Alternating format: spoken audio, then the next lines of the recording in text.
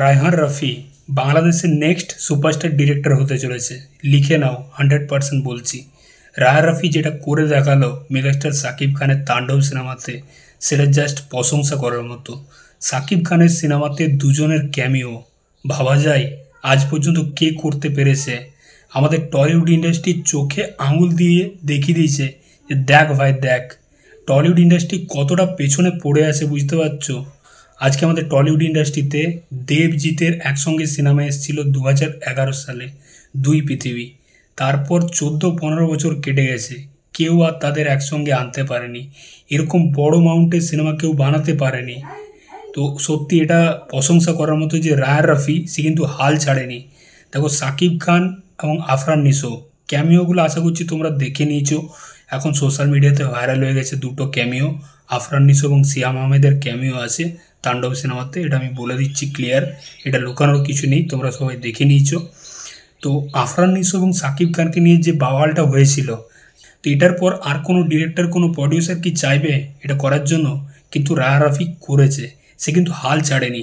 Megastar Shakib Khan ও আফরান নিশোকে এক সিনেমায় নিয়ে এসছে, এবং এই দুটো ক্যামিও যা ভাইরাল হয়েছে না, যা রেসপন্স পাচ্ছে সিয়াম আহমেদেরটা এবং আফরান নিশোরটা জাস্ট অন্য লেভেলের।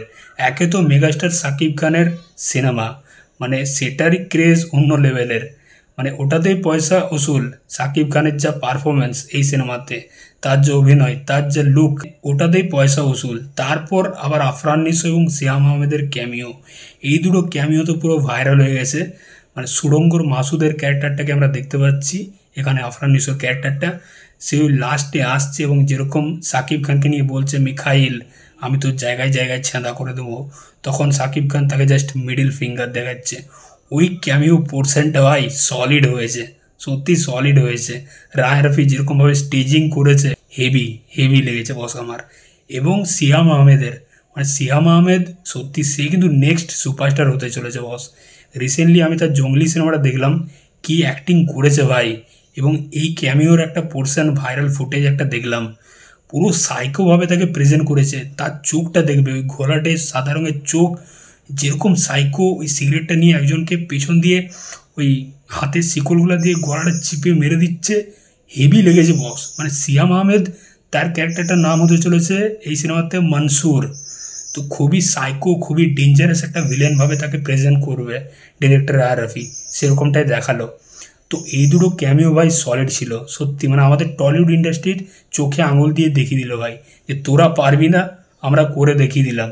ঠিক আছে, তোদের এখনও টাইম লাগবে 5-10 বছর এই জিনিসটা ভাবার জন্য। এটা বলিউডে করছে, সাউথে করছে, বাংলাদেশ ইন্ডাস্ট্রি করে দেখিয়ে দিল ভাই, রায়হান রাফি করে দেখিয়ে দিল। তো রায়হান রাফির জন্য সত্যি প্রশংসা করার মতো যে এই জিনিসটা সে করে দেখালো। এবং শাহরিয়ার, শাকিল বা এই পুরো তাণ্ডব টিম, যে তারা এই জিনিসটা পুরো করে দেখিয়ে দিয়েছে বস। এক সিনেমাতে সাকিব খান, আফরান নিশো, সিয়াম আহমেদ, তিনজন বাংলাদেশের বড় স্টার। তো খুব ভালো লাগলো এটা দেখে। তো সত্যি এই সিনেমাটার হাইপ আরও বেড়ে যাবে এই ক্যামিওগুলোর জন্য। এবং রিসেন্টলি তো ট্রেলার ড্রপ করেছে, ট্রেলার জাস্ট দারুণ রেসপন্স পাচ্ছে। তো সত্যি আমি এই ক্যামিওগুলোর জন্য অপেক্ষা করেছিলাম। সিনেমাটা আসলে অবশ্যই দেখবো, পাইরেসি করে দেখবো না, একদম ফুল মানে অরিজিনাল কিনে দেখবো। দেখা যাক, আমি অপেক্ষায় রইলাম তাণ্ডবের। তো তোমাদের এই ক্যামিওগুলো নিয়ে কী মতামত অবশ্যই জানিও, এবং কার ক্যামিওটা তোমাদের বেশি ভালো লেগেছে, আফরান নিশো নাকি সিয়াম আহমেদ, অবশ্যই কমেন্ট বক্সে জানিও। চললাম, আবার দেখা হচ্ছে পরের ভিডিওতে। চ্যানেলটায় নতুন হয়ে থাকলে অবশ্যই সাবস্ক্রাইব করে যাও বস। টাটা।